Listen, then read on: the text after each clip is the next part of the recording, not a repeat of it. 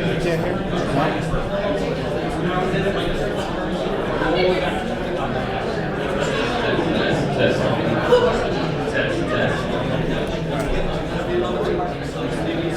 Good evening, everyone. Welcome. If you want to take your seats, we're going to get started. Can you hear me? It's still kind of quiet, but welcome everyone to the last New York City Ethereum Meetup of the year. It's been a wild 12 months in the Ethereum community, so looking forward to 2018. We'll have plenty more events next year, but thanks for coming tonight. Again, as always, thanks to Galvanize, such gracious hosts to give us a free space to meet in New York City and Manhattan. It's pretty hard to do that. We're very excited to have ShapeShift with us tonight. Many people from their team have come to New York, so I'm going to give it to them and they'll introduce you tonight. Thanks so much, Michael. Hello, guys. My name is Laura. I'm here with ShapeShift. We got a good crew today. Let me just introduce a few other people in our posse. In the back, we got Kent. Kent is a marketing strategist, so if you want to talk marketing or Ethereum, he loves Ethereum. He's been involved in the Ethereum space. He has a meetup that he runs out in our community as well, so Kent's a great guy. Would love to talk about all sorts of crypto, Ethereum-related things. Ask me about my crypto kitties. Ask Kent about his crypto kitties. They're pretty adorable. And then over here we have Ashley. Ashley, why don't you give a wave? Ashley is our recruiter. We do have a lot of positions open for a lot of different types of talents and skills. So if you have talents and skills, talk to Ashley about them. Over here we have Rachel. Rachel is the product manager for Prism. Prism is, you're going to hear all about Prism today. So if you have questions about Prism, if you want to get into the beta, we do have a beta access code. It's closed beta right now. It's going to go into open beta hopefully soon, but if you want to start using it tomorrow, we'll have a code here, but also you can talk to Rachel. If you have any feedback, if you're already in Prism, we want to hear that feedback. We're making it better and better, ready for the wild world to start using it. So Rachel would love to hear your feedback. And then of course we have Raine Revere. Raine will be coming up and speaking in just a moment. But before that, just a few things about ShapeShift. If you're not aware, we have a few different products that we offer to the crypto market. We really believe in the future of cryptocurrency, in the future of blockchains taking over the world. And so we are starting to look forward and hope to create an infrastructure in which people can be financially independent and not rely on a centralized system for their wealth and their future. And so you might be aware of ShapeShift. That is our bread and butter. That's a digital exchange platform, digital asset exchange. So you come into our system and you have a digital asset such as Bitcoin, and say you would like to exchange it for Ethereum. You don't need to create an account. You just go on to shapeshift.io and you say, I have Bitcoin, I want Ethereum. I want you to send my Ethereum to this address. This is my wallet address. You send us Bitcoin to the address we provide for you, and we send you Ethereum straight out into your wallet. And so quick, easy, account-free, lets you go on with your life and make those trades to your benefit. Let's hope. Everything seems to be to your benefit these days with those crazy markets. Another one of our products is CoinCap. CoinCap is an app that does, it gives you instant prices for all sorts of different digital assets. We have about 1,000. If you can believe it, there's more than 1,000 digital assets out there, more coming in every day. So if you want to see current pricing or create kind of store what you're holding, you can see real-time prices of your collection of digital assets. Again, you don't need to create an account, and we don't hold anything on that site. We just give you all of the data for the markets and where they're at right now. And then we have Prism. You're going to hear all about Prism really soon. It's a great smart contract-based portfolio that Raine is the lead developer for. It's just absolutely brilliant. And then our fourth product, you may or may not know about the fact that we recently acquired a cold storage wallet called KeepKey. And here I have two KeepKeys. that are collector's edition golden keep keys. So if you guys gave me your card or wrote your name down on a piece of paper, right now, first I'm going to draw a bunch of names, and you're going to get some awesome ShapeShift socks. I know you guys want them. I've seen so many fancy socks around here. You know you want to sport some fancy little crypto socks. And then 2 people at the very end will be getting these golden keep keys. So, all right, first person to get a sock. And also, I don't know how to pronounce many names, and so I apologize in advance for whatever kind of poor pronunciations that I do for you. We're just going to do it all right now. We're just going to get it all out of the way because you're going to continue to talk about, you're going to be so distracted about the wonders and beauties of Prism that you're not going to be thinking about socks anymore. So, all right, so this goes to Alex Jacoby. Alex Jacoby, raise your hand. Alex is going over there. This one goes to Louis Molna.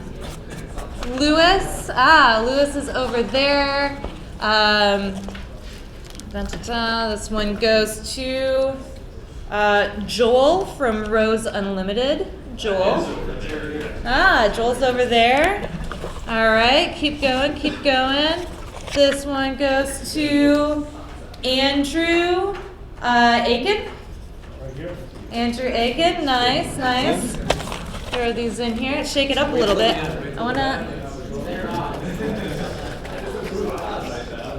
Yeah, he's increasing his odds right here. I don't know how I feel about that. It's okay, it's too late. I don't know where it is now. All right, this goes to Aaron Silvers. See, you just get socks, Aaron. That's all you get. That's what you get for being late. This one goes to Victor. Victor, go. Victor, over there. Got a pair of socks for you. Glenn Wolf. Glenn Wolf's got some socks coming his way. Somebody got all origami with theirs.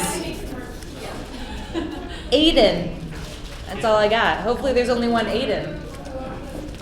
Aiden, the first guy to show up, gets a pair of socks. Well deserved. Unlike Aaron, who came in late and didn't give us his card until late. Daniel Lynch. Daniel Lynch gets a pair of socks. Got a few more coming out. Joel Kaymore.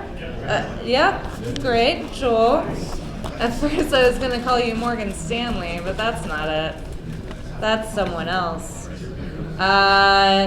Alana Winter? Yes, wonderful, wonderful. Isaac Cohen? Got a pair of socks. Wenchao Wan? Over there, wonderful. A few more before the big one. Dylan Stanger. Dylan, socks right here. Boris Breslov. Yes, wonderful. 3 more. All right. Vishash. Sorry, what was that again? Vishak. My apologies, Vishak. Mitch Kosowski. See, I'm not so bad. Oh, Carol with her beautiful photography cards. Carol Julian. And then one more sock winner before we get the big guns out here. Daniel. One more? No more. So this is for a golden keep key. We got Daniel E. Zuller. Yeah, Daniel. This guy's wallet's gonna be super safe. Last winner here for the golden keep key. I got a golden keep key. Paul Pham. All right, Paul. All right, that was a lot of fun and games. But now we're going to get into some great content. You guys are in for a treat. Raine Revere is brilliant, just a wonderful person, so much passion for the space and so much to inspire you. So let's all give a hand for Raine Revere.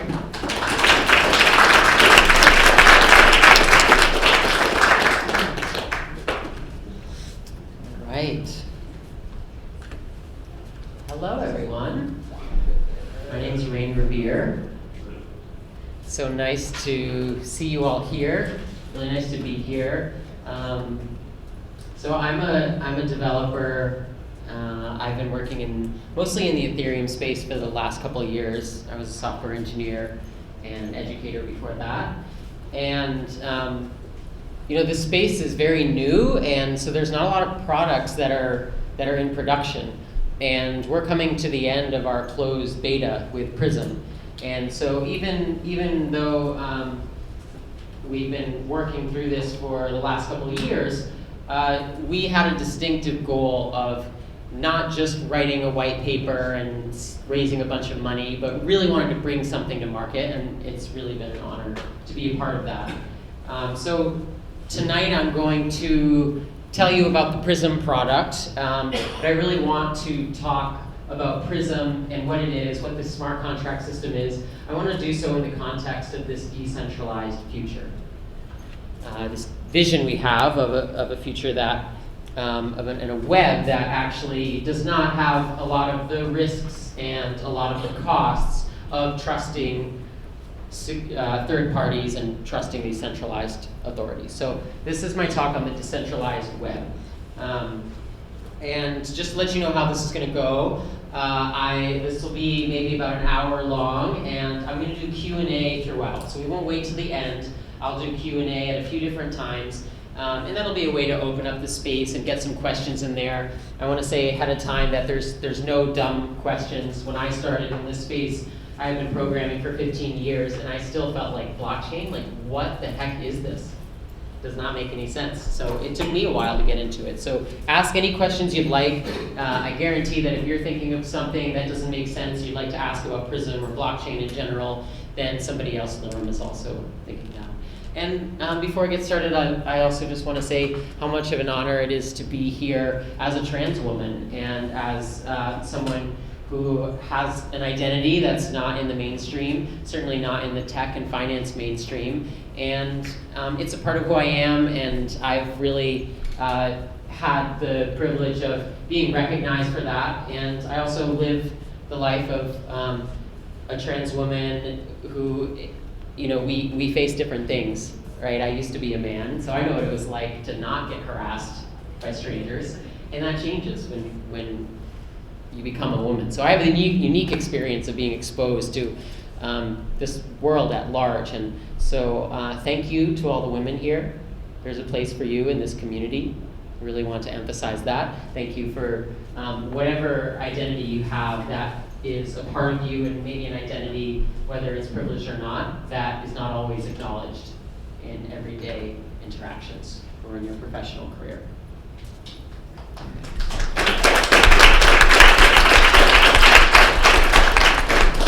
So the gist of my claim and like the reason why blockchain exists is really about these intermediaries. So the internet as we know it evolved with centralized servers, and we didn't really necessarily think too much about the implications of that. But these centralized servers, whether it's Google or Facebook, they control our data. We're really trusting them with our data. We hear about the different hacks that happen, and it's a real indicator that maybe this infrastructure is not as secure as we might think. Also, maybe the data that we're providing is benefiting and providing profit for companies, and we're not getting anything for that. So the gist here is that the intermediaries are too trusted. In other words, the amount of trust we have in them is not really equivalent to the amount of protection that they offer, right? Things like the credit report hacks, where how much, a huge chunk of Americans' private information is being revealed. These, companies and cloud services have proved that maybe individually some of them can secure our data, but we can't guarantee that, and there's a huge risk there. So they're too trusted.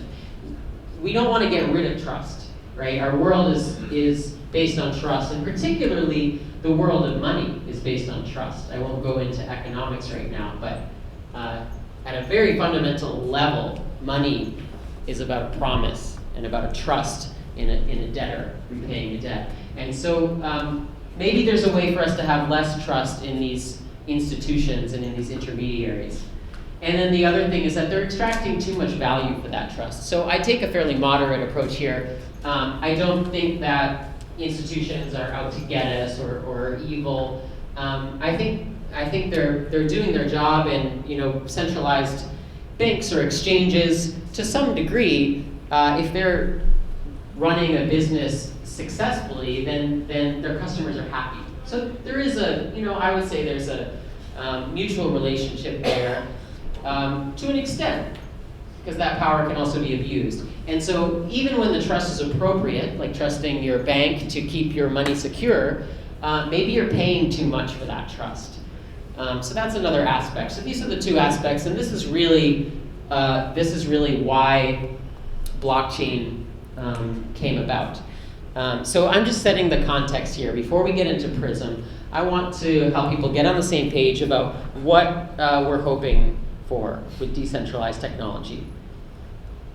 So these costly intermediaries create a high barrier to entry, and it's ultimately just inefficient wealth management. And if we have a hope for the financial institutions being able to provide wealth management and stability for a large class of people, then we really need the tools and the system to be accessible. And we really need them to not be too difficult to use or to be too costly. So the key to blockchain, so this is where I'm going to shift from this problem of why we might want decentralization to what blockchain is, and how it kind of solves this problem. So blockchain uses a decentralized consensus process to verify shared data. I'm an engineer. I know it's not the friendliest definition, but I got it as short as I could. So let me try to walk through this. So I'm going to start at the end. So what is this shared data? It's just a broad way to say that there's a database that is global, that everybody agrees on. When it comes to Bitcoin or any cryptocurrency, that database is just a ledger of transactions, right? We've all heard, many of us have heard that, a ledger of transactions. So a database of transactions, when it's a cryptocurrency, it's just how much Bitcoin does this person have? How much Bitcoin does that person have? And how does that change when one person sends Bitcoin to another? That's your data. You're not really keeping track of other kinds of data. So in the Bitcoin world or for cryptocurrency, the data is just sending and receiving. It's just transactions. But as it turns out, blockchain can be used for much more than just cryptocurrencies.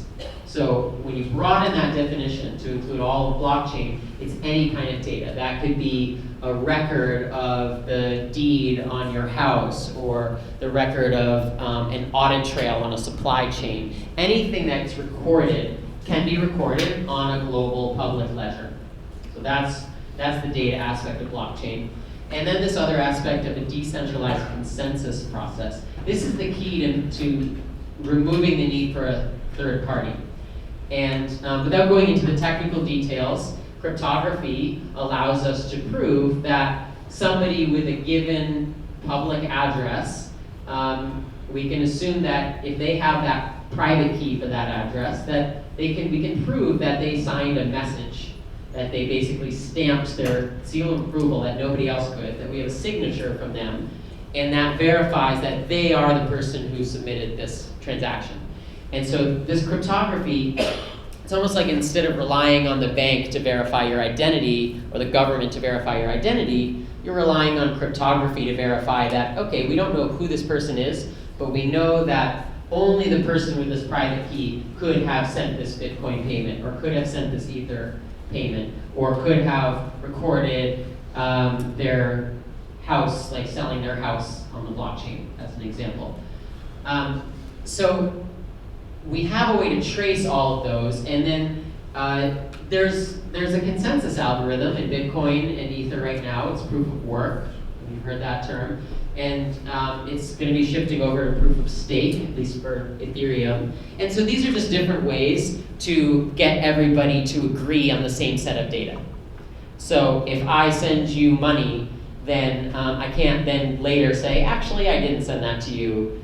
I never sent it at all. See, look, I have the data that proves it. Well, if you submit a transaction to the network, that transaction is going to get copied around the entire network. It becomes very hard to prove that that's not true anymore. So if you submit a valid transaction, it propagates through the network, and then it's the redundancy and some clever rules for making sure that the history can't be faked. It's the redundancy of that transaction. That means that anyone else can look and say, no, you actually did spend that money, you can't spend it again. So canonically, that's called the double spend problem. So we have a network of individual entities that can all interact using cryptography. They can sign messages and prove that they have the funds or that they have some transaction. And without any centralized third party like a bank or a government, we can have a continuous history of transactions. And that's true for all blockchain technologies, basically, is you have this history of transactions that are grouped into blocks. And cryptography makes that possible. So as an example, just to use the two most popular cryptocurrencies, Bitcoin uses this decentralized consensus algorithm to verify transfers of value. I'm sending Bitcoin, I'm receiving Bitcoin. That's the data that it deals with. And then this is a bit hyperbolic, but the difference with Ethereum is that Ethereum uses that same decentralized consensus algorithm to verify any data. Any data. It's a Turing complete system aside from the gas costs that prevent spam. It means you can write any program in it. So you could write a Facebook program, if you were a developer, you could write Facebook and have that data stored on the Ethereum blockchain. It's complex enough to store any kind of data, any representation. It might cost you Ether to deploy that. There's a whole fee system so that people can't spam it. But this is actually much more powerful than Bitcoin. I like to call Bitcoin one of the most successful proof of concepts that I've ever seen. It was a proof of concept, and it's wildly successful, and it proved that you can have a stable, decentralized network. And technologies like Ethereum and other smart contract languages allow us to verify transactions with a broad array of different types of data that we're storing. And so technically Ethereum, because it's near Turing complete, it allows us to build any kind of app. And whether you decide to build a decentralized app on Ethereum or on some other technology, smart contract technology, that's really just depends on the network. Whether you believe like, okay, does this have enough transactions per second? There's other network properties. But just like in order to use your iPhone, you don't have to worry about how HTTP works or how TCP/IP works.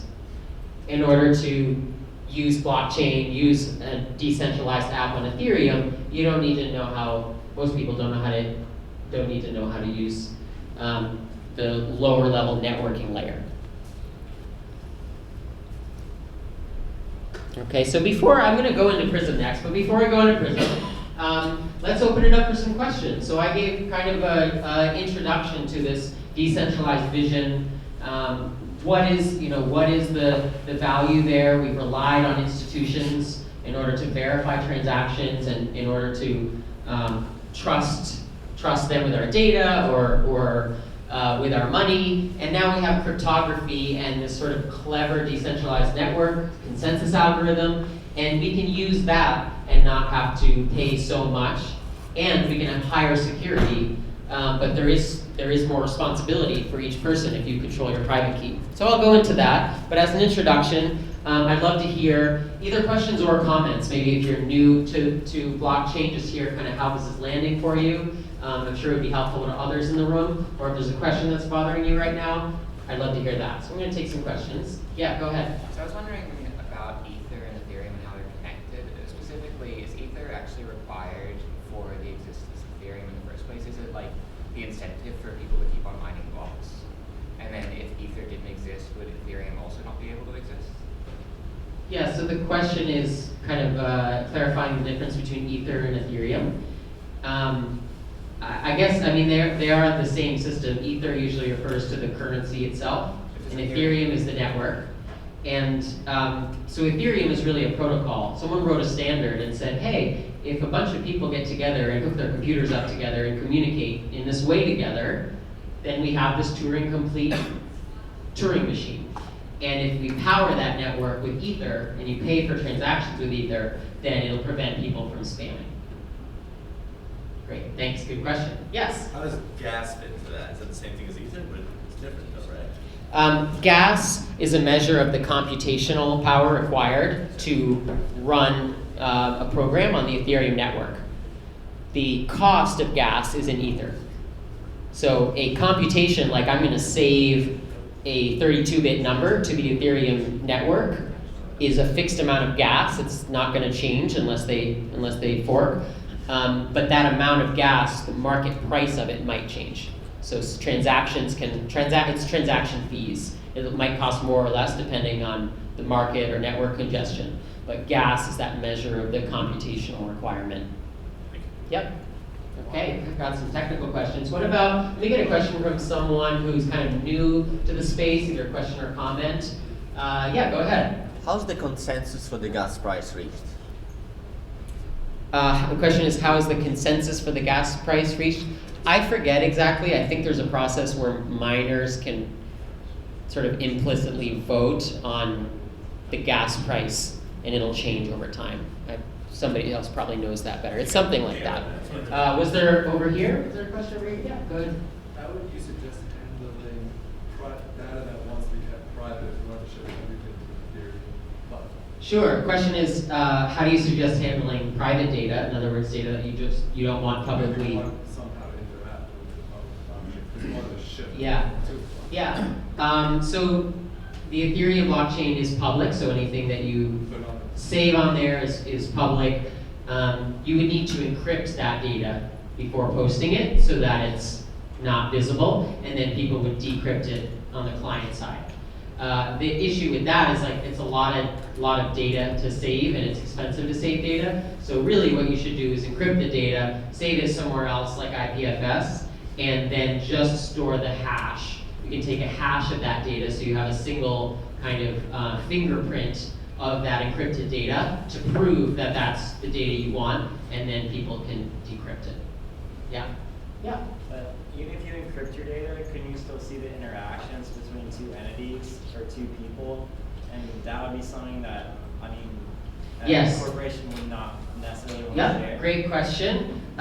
The question something along the lines of what metadata does the network activity reveal? Even if the data is encrypted, we can still kind of see who's doing the transactions.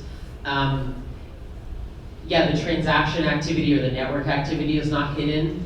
Addresses are pseudonymous, so you could technically have kind of an anonymous address as long as you didn't link it with anything else that was doing that activity. But you might want to look into the Whisper protocol for a protocol. It actually uses the Ethereum network, but it tries to achieve something called darkness, which means not just the data is encrypted, but all transaction activity and network activity is undetectable. It's either encrypted or has plausible deniability. That's called the Whisper protocol. Okay, wow, we've got some technical questions. Are you all programmers? I mean, you all look like programmers. I mean, you're smart. That's it. Other question. Other question. I'll take maybe one or two more. Esoteric question. We'll hold on. We'll hold on to that. That'll be a good one to save for later. Yes. Yes. It's about the relationship between gas and Ether. I guess I'm having a little trouble wrapping my head around it. Why wouldn't you just pay those same fees, those computational network fees in Ether? Why pay them in gas? Sure. So, question about the relationship between gas and Ether. Gas is not a currency or a token or anything. You can't actually own gas. It's just a measurement of how computationally costly an operation is on the network. So you are actually paying all of them in Ether. But if the network is more congested, you need a market way of reducing activity on the network, so the same transaction might need to cost more. So that's why the gas and the ether are decoupled. You are paying all of it in ether, and it's just independent of the actual computational effort. It's proportional to it. Is that like a layer cake thing where eventually we'll need something else to deal with the overhead of dealing with the gas tokens? I don't know. That's a good question. Yes, maybe this will be the last question. Yeah, maybe imagine not everyone's that technical in the mass market. This whole decentralized thing, what do you think the feasibility of mass market people actually managing keys and such? Because it's not that the JP Morgan or Google is just taking advantage of us. The average person is maybe not capable of, or he may not have the will or the time to deal with all this like key management and such. Yeah. Trusted Great question. right? Yes. So the question is around, can we really expect people to manage their own private keys and deal with the complexity of this on that end? I don't know the answer to that. I think it's a UX problem. I think that it's really important. If these tools aren't usable and aren't easy to use for non-technical people, then people are going to continue using banks and continue using all of these things, even when the risks don't necessarily make sense. I think the internet was probably counterintuitive, like in the 70s or 80s when it wasn't widespread. So when a tool or when a paradigm, if you look into like design patterns, even the like little things that we use on the web, like infinite scroll in Twitter and Facebook, that didn't exist in the first 5 or 10 years of the web. Like I remember when infinite scroll came out, and it like took a second. You were like, oh, it keeps going, but now if you use the web every day, it's intuitive. So in some ways, I think it's a hard challenge, but in other ways, I think cultures adapt, and then there's a kind of collective understanding that it becomes more intuitive. And just like the way that smartphones are intuitive for people in developed countries today, I think with the right work, and we're all working towards that, having private wallets and just understanding kind of what you're in control of, I think that'll happen. And as maybe a little challenge, because I don't think it's done yet, I think there's a lot of wallets out there, and I don't think they solve the issue of backups very well, right? Like, no matter how good your wallet app is, if you lose your phone, you need a backup of that, because it's not saved in the cloud. And these key phrases, for the average user, people either don't understand it or they like write it down on Notepad in their computer. We're not helping users by that. So that's just a challenge to any engineers or entrepreneurs in here. Is what if we had a backup system where 3 of your trusted friends could be added, and then if two of 3 of them said, hey, yeah, we need to help recover your keys, then it would unlock it. Something like that could be good. Okay, great. Thanks for the questions. Let me tell you about Prism. So Prism is a portfolio market. The simplest way to think about it is that it's a portfolio of cryptocurrencies. So if you want to own multiple cryptocurrencies, and you don't want to download the wallet for every individual one, and you don't want to risk your money in a centralized exchange, you can get a Prism. You can hold multiple cryptocurrencies in it, and all of it is controlled with a single Ethereum private key. Let me tell you how this works. But first, we're going to do more theory, more abstract stuff. So in order for you to understand the value of Prism, and just, I don't think Prism is the perfect tool for everyone or the perfect product for all situations. Like, for example, it's not meant for high volume trading. So in order to help you understand kind of where it fits in the ecosystem, I'm going to talk about these different scales of security versus convenience. And different wallets and different exchanges will have different trade-offs around this. And if anything, I'd like you to leave here tonight with maybe a better understanding of the different risks involved of investing and holding cryptocurrencies through different methods. And maybe if you haven't invested or you haven't purchased tokens, I hope this conversation gives you some confidence that you can do it, that it's not that hard, and you can understand the risks. So this basic trade-off between security and convenience. And so security in the crypto world comes down to you're not putting your data or your money in the cloud in someone else's control, right? It's the basic thing. No matter how much you trust that, there's a risk there. Whereas if you literally have your private key to your wallet or your safe or whatever, your data on your device or somewhere that wasn't connected to the internet, then you can at least rely on yourself for that. And maybe you have a backup, hopefully you have a backup, but you're relying on yourself, and you know that because of cryptography, nobody else can get into that it's effectively unhackable, and you can have an incredible amount of confidence in the security of your data, because you are responsible for it. So blockchain and cryptography gives us that ability for people to take control of their data, and with cryptocurrencies, because it's just data, you can take control of your funds. And so kind of the golden rule in the crypto space is don't store things in the cloud, store things on your local device properly encrypted. Store your private keys on your local device properly encrypted. Now you don't have to be a technical person to do that. A lot of these wallets that are out, like Jax is one that I've used, a lot of the wallets store the keys on your device and they don't store them in the cloud. You might need to do some research on this. It's not clear whether it's a private wallet or whether it's a hosted wallet. Coinbase, for example, is a hosted wallet. You don't control your private keys. They're in the cloud. They're controlled by Coinbase.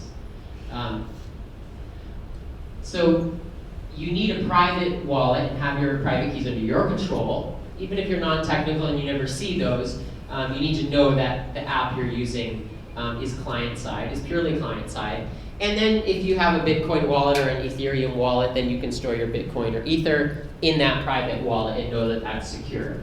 Now, as it sounds, this might be a little more complicated than just signing up on a website and saying, yeah, I have this account and I can just store cryptocurrencies here. I can either hook up my bank account or do these other things to get that crypto, or a friend can send me some. And that's really convenient, right? It's intuitive, it's idiomatic of the web. We're all used to signing up on websites and entering a username and password.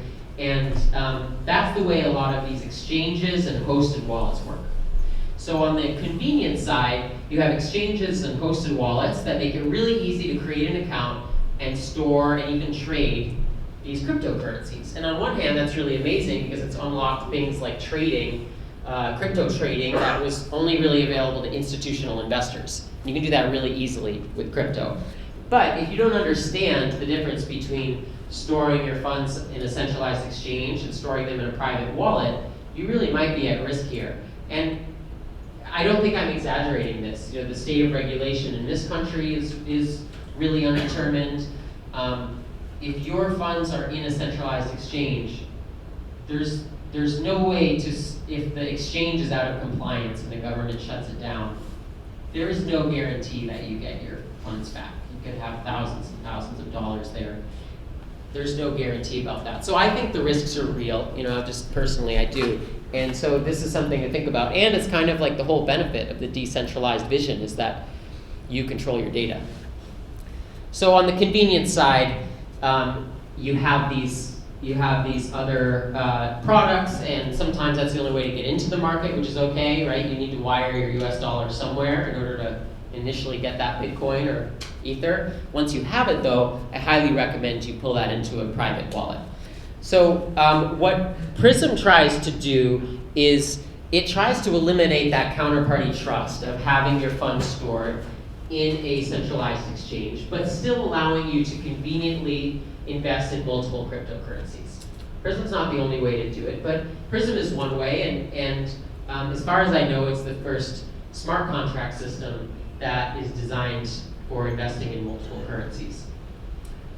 So Prism allows you to invest in a portfolio of digital assets without counterparty trust. So I'm going to go through how Prism does that and show you some screenshots from the product. And hopefully there might be some questions around this, so we'll take some time to make sure you understand. So a Prism, one, allows you to gain exposure to a portfolio of digital assets. It uses smart contracts to minimize counterparty trust. And it really does an effective job of this. My main responsibility, I started on Prism and I built the initial prototype, and then I've been leading the team, the engineering team on Prism. And one of my main responsibilities, even when there were other features being added and other team members working on the project, I felt like my responsibility was to keep it true to its decentralized roots.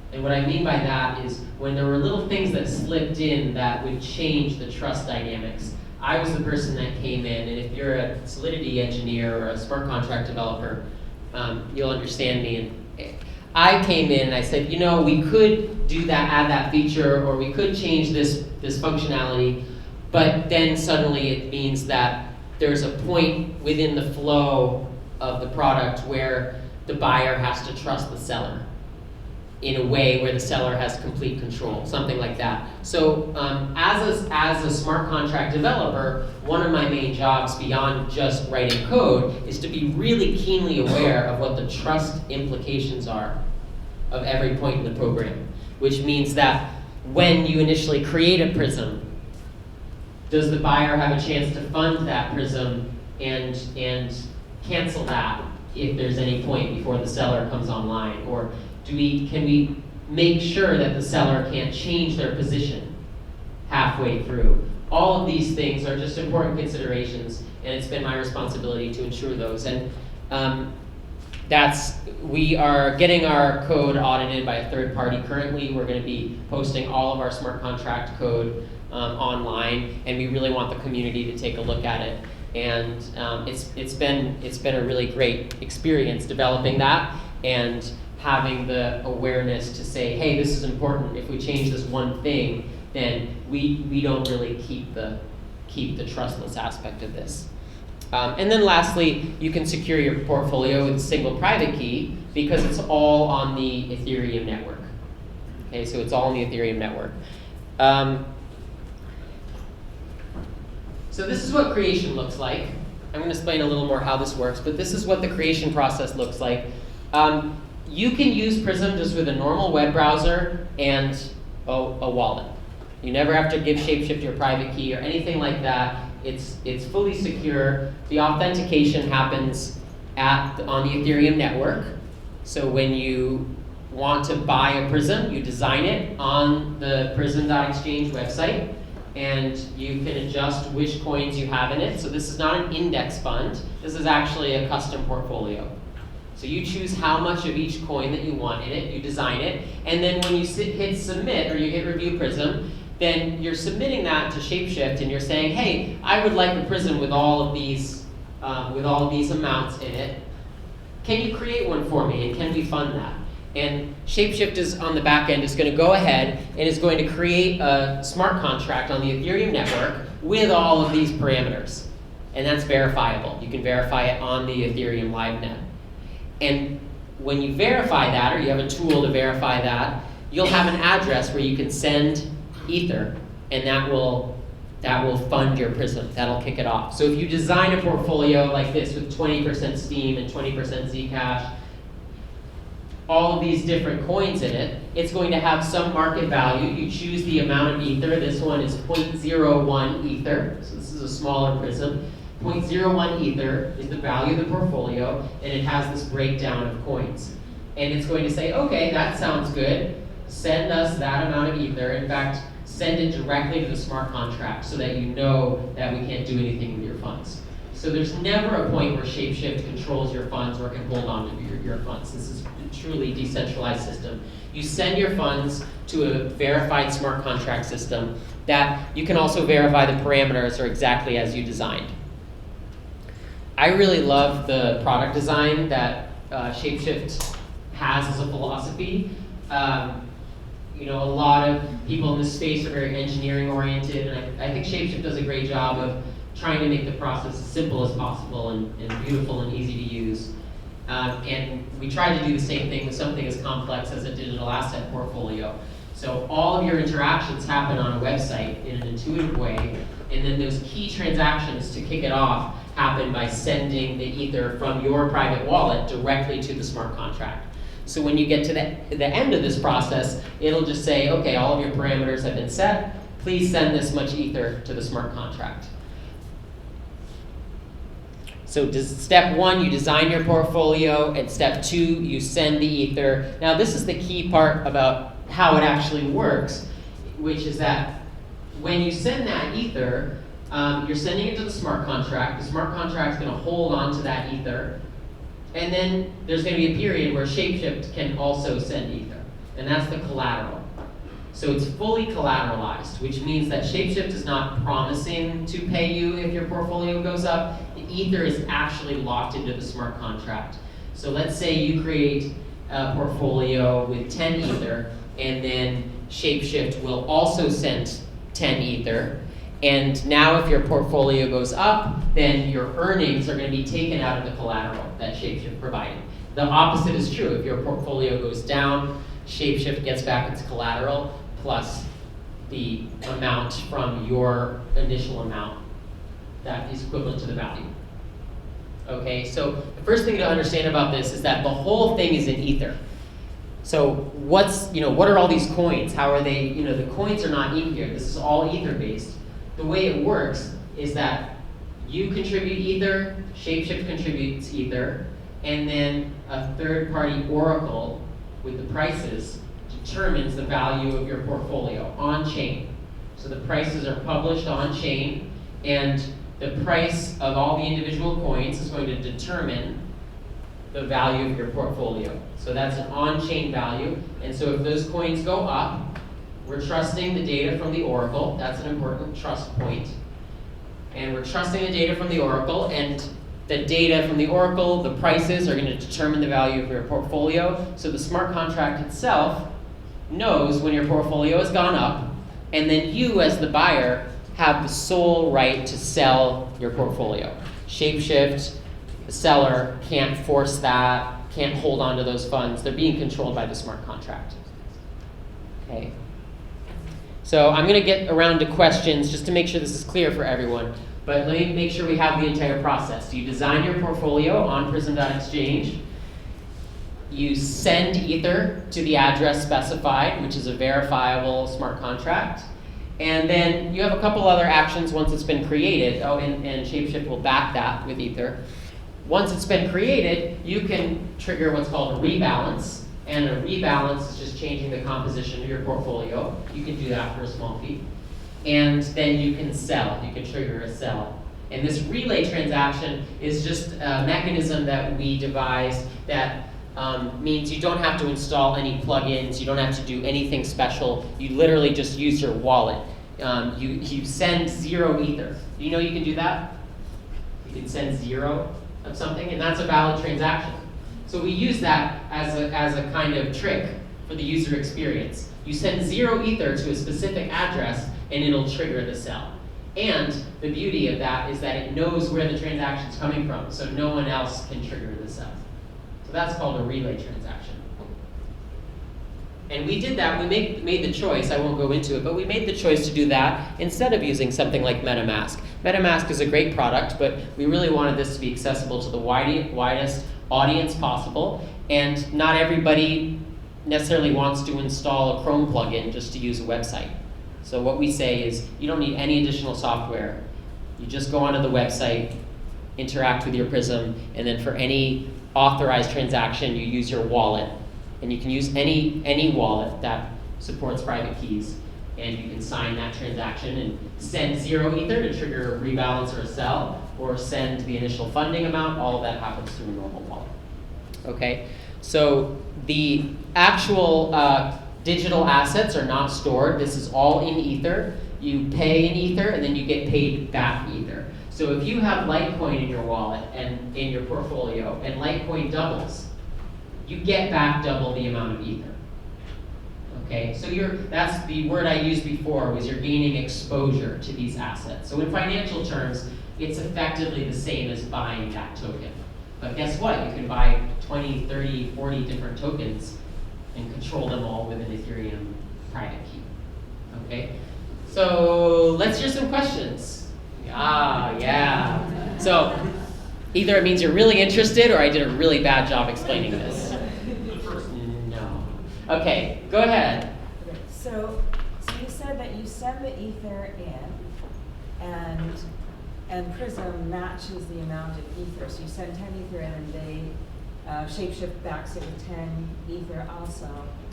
But the coins are not actually bought. So I want to buy Zcash, let's say, and Zcash is not actually bought. But like you have, in this past week, you have so many coins that have gone up 300%.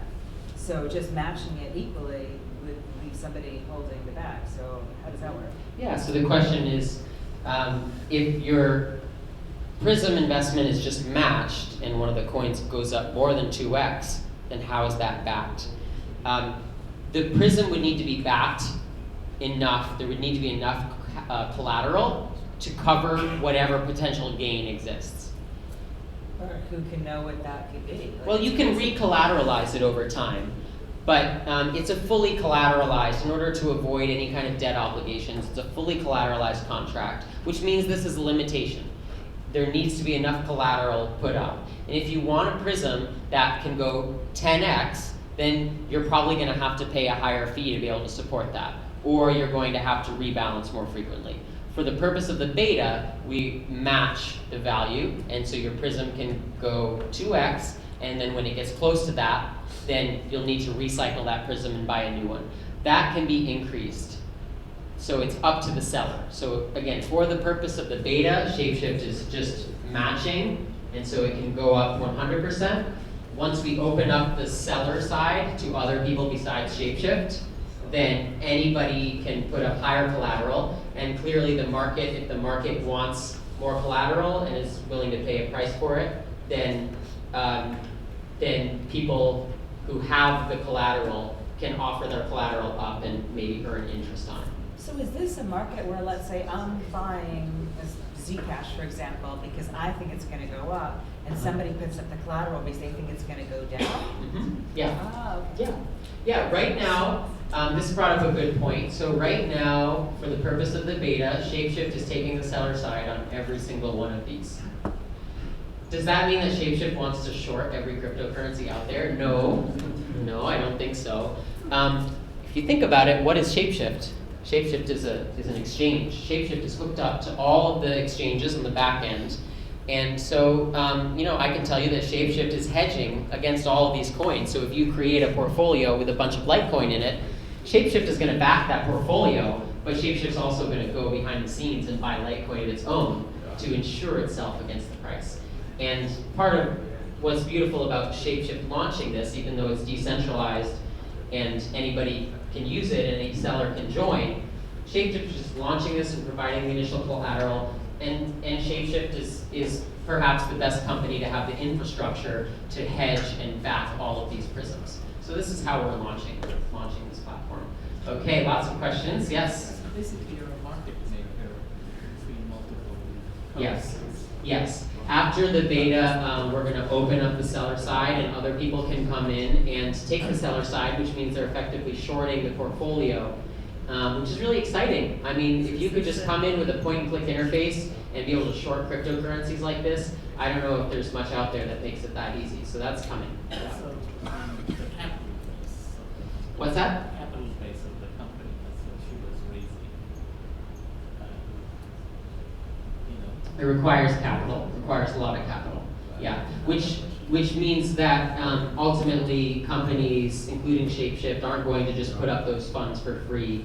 They're going to want to earn interest on that. So there's going to be an interest rate that's determined by the market. So if you have a Prism open for 2 years, some company has to be willing to put up that collateral for 2 years. And so there's probably an interest rate that's going to kick back to the seller. All this is market determined. We haven't fixed that. How much is the capital behind ShapeShift now? Just curious. How much? I don't know. Yeah, over here. There we go. People want to hear you. Hi.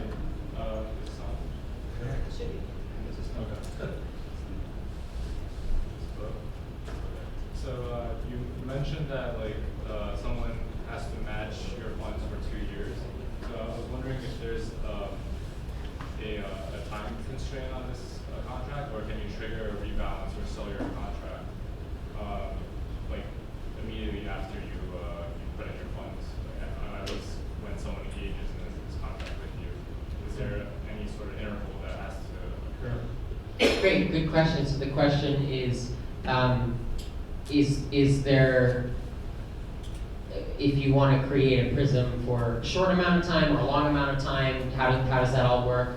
So there are ways to manipulate Prisms and manipulate the market if we were to have this offered in real time, because there's a delay for publishing prices to the blockchain, right? This has to work from on-chain prices. So in order to avoid those complications, there is a minimum amount of time. Right now, for safety concerns, you can't sell your Prism within 24 hours of creating it. So it's not meant for high volume trading. If we can get around some of those problems, it would be awesome to have this in a more high frequency way. So right now, that's the limitation on the short end. On the long end, it's up to the seller. So currently with ShapeShift, we are not limiting the duration of the Prism, and we can't force a close. For beta purposes, I think we have a window of a couple months during the beta where we can close that, but once we get to open beta, you can keep that open as long as you want, and it's up to the buyer when it gets sold. Great, thanks. Yeah, go ahead. If this is like an Ether-denominated derivative, I don't think it's the most probable thing, but there theoretically is a world where I have like an XRP Monero portfolio, and Ethereum collapses. And how do you deal with that risk? Yeah, so the question is, what happens if Ethereum collapses? That's a risk. We're relying on the Ethereum network being stable. The price of Ethereum can go down. Yeah, because there's the counterparties securing it, but if it goes to absolute value zero, it's a... Yeah, if you have a Prism with a certain amount of, let's say, Litecoin, and the Ether to Litecoin price goes down, then even if the price of Litecoin, is the same, then you're going to get the equivalent amount of Ether. But regardless of how much Ether that is, you're going to get the amount. As long as Ether's not zero, counterparty. As long as Ether's not zero. So there is risk there. We chose the Ethereum network about 2 years ago. Right now, it seems like that's, despite network issues, Ethereum is a real force to be reckoned with. But yep, that's one thing we're relying on. I'm going to go over to this side of the room. I'll come back to the middle. Yeah, go ahead. So hopefully this doesn't happen, but another doomsday scenario. Oh, I like this. Give it to me. Unfortunately, another doomsday question. If there's an issue with ShapeShift and the Prism platform, what would happen? Because obviously this lives on the Ethereum contract, right? So it's still there, it's on the network, but we wouldn't be able to go onto the website and close out the Prism.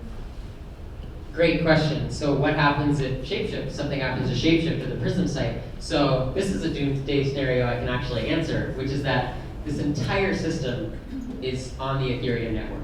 So we provide a front end for convenience, but it's actually fully functional without the existence of ShapeShift or the website. It's fully collateralized, so there's no debt obligation. The funds are there in the smart contract. And so it would not be difficult to provide another interface for somebody in the community to build an interface. As soon as our security audit's back, we're going to be publishing the smart contract code.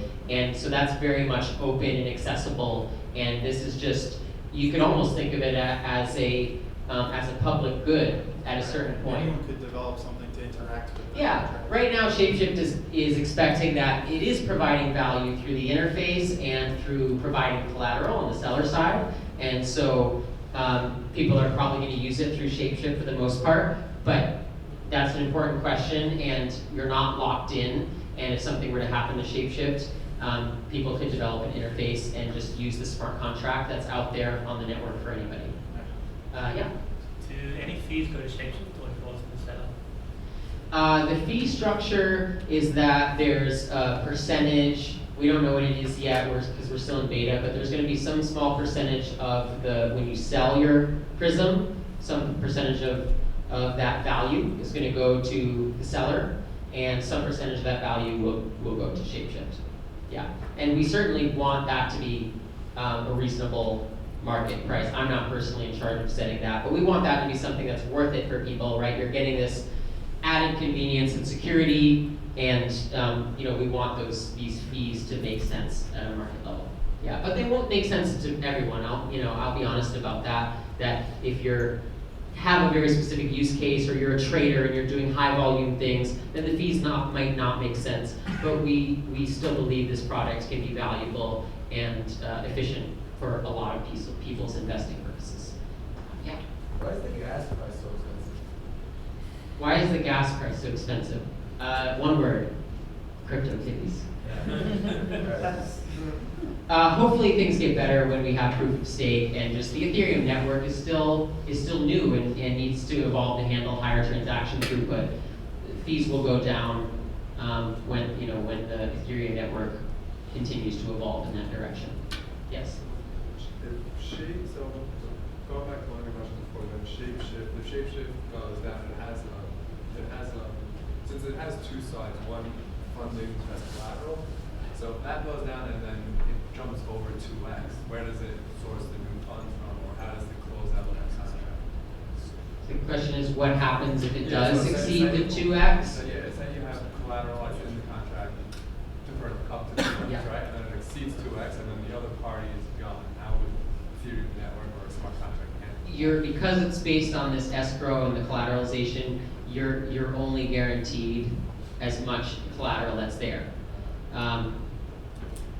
We expect this to be a market where there will be lots of sellers and sellers willing to put up different amounts of collateral. And even with the 2x collateral, you're going to get a warning when your Prism is 75% increase, and you'll have the chance to sell and then buy a new one that has full collateral. Only because it's like right now it's like the volatility is so much. The volatility is really high. Yeah. That can happen in a split second. So I'm just curious how it could go beyond the 2x collateral like that. So how does the contract? So then we should have sellers that offer more than 2x collateral. So all of that is possible. I want to make clear that during the beta, we're providing conditions where people can't fail, where the product can't blow up, where people aren't, we're doing the beta under controlled situations, and in order to support that, the 2x is our cap. But that's the max I can make. That's the max you can make. If it goes up more, you're only going to get back to the 2x in that case. But I want to make it clear to people, it's an important question, but the smart contracts support any amount of collateral. It's really just up, is there a seller that's willing to put up that collateral? So maybe that's the downside of a fully collateralized system, but we're also working on creating an ecosystem where there aren't these counterparty risks. And so if you want something with no counterparty risk, these are some of the limitations. Okay, go ahead. Just going back to question about what you were saying, if the Litecoin, for example, stayed stable and the Ethereum went down, what happens with the collateral there? Does ShapeShift start adding more collateral to it? To keep it isn't it pegging it to Ethereum? I'm not sure I understand the question. So the question you had about the price of Ethereum crashing and Litecoin staying stable. You need to add more Ethereum to it to be able to have the same amount of Litecoin, right? Or am I misunderstanding this?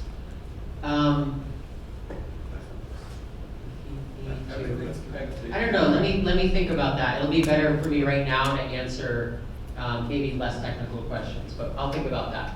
I'm just going to take a couple more. Go ahead. How is the collateralization or these collateralized debt positions similar or different from the MakerDAO project, and how would they interact or not? Yeah, the question is how are Prisms different than the MakerDAO project? I don't know. I've spent so much time on Prism. I'm so fascinated by these other projects, but I haven't had the chance to do an in-depth comparison. I would love to, when we release Prism, I'd love to hear, or when you get into the beta, I'd love to have people kind of tackle that comparison sort of thing. So I'm just going to take a couple questions. We're actually getting towards the end of this here. Let me just show you last couple things. So this is what a created Prism looks like. This was during our alpha testing, so you can see that there's some glitches still with the presentation, but for the most part, it looks pretty intuitive, and you see a nice chart of your portfolio. You see the value of the different assets, and you can check back on it anytime you want, every day, every hour, and see these values updated. And then you can see in the upper right-hand corner, you have a rebalance and a sell button that'll be enabled after 24 hours. And what those do is it will reveal the address where you can send that 0 Ether transaction to trigger that action. And you have to send that from the same address that you use to fund the portfolio. That's how it knows it's used. It's you. That's how it knows it's you. So it's an interesting authentication scheme. You don't actually need to log in. We have logins for our beta, but that's not tied to the use of Prism. You authenticate yourself by using the same address that you funded the Prism with. So it's authenticated on the blockchain. So we have a leaderboard. We're planning on gamifying this even more. People can learn from other portfolios that are doing well. You can follow other portfolios. We even have this follow feature that's more than just a social follow. It's actually tracking. So if maybe you don't think you're the best fund manager, but maybe your friend is, or maybe there's somebody who's more public, you can create a Prism with any amount you want and have that track an expert's Prism that they rebalance frequently. You can do this. This is a way to do index funds or any kind of managed fund or algorithmic funds. We built Prism to be general enough that things like index funds and managed funds are actually just a specific application of this platform. Okay. So what will the future bring? The future brings a lot of things that I'm excited about for Prism. I talked about opening the seller side after the beta and how that will allow people to easily short cryptocurrencies. We're working on getting Prism working on the Rootstock platform, which means you can use Bitcoin as collateral. And we're working on a public API that will allow anybody to create a Prism and do all the things and create apps that allow people to do that. So those third-party integrations are there. Let's see. So back to this start of this decentralized future. Prism is one example of that, and I'm really proud to share it with you. There's so many other applications that are out there and so many other potentials in this space to reimagine a web that does not have so much trust on third parties that don't have our best interests in mind all the time, or are just too costly for what they provide. And so we're reinventing the web. I really feel like I'm part of something that is considering the needs of users and considering the autonomy and the rights of the individual user far more than we ever have before. So I really encourage you to come along and be a part of that in your own way. I'm going to hang out here afterwards and answer questions. I'd love to meet you, and the ShapeShift team will be here as well. As a thanks for coming tonight, we are definitely giving you access to the platform. Right now, there's about 6,000 people on the wait list, so this will be your only way to get access early right now. And what you'll do is just go to prism.exchange and then use this code NYCETH2017. And that code is only valid for the next 48 hours. So please check it out. You can email Rachel at shapeshift.io. Rachel's in the back there. You've met her, and email her if you have questions or feedback. There's a feedback mechanism within the site as well. And this is fully functional. We've been running it for several months on the live network with lots of users. We've been letting new users in every day, and we've been handling thousands of Ether on the platform already, which you can imagine is not nerve-wracking at all when you've written code that's like okay, I crossed my fingers, I hope I didn't make a mistake. No, it's been really robust. I'm really proud of it, and we do have the third-party audit that is in process right now. And we haven't had, I can say that we haven't had any bugs or things that have affected it in the beta. So it's proving itself to be pretty safe, and then once the audit comes out, we'll really be able to trust it. So I think that is it. Yeah, thank you so much.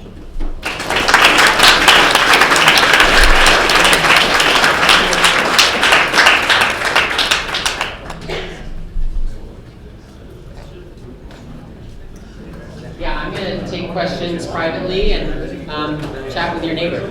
Thanks again.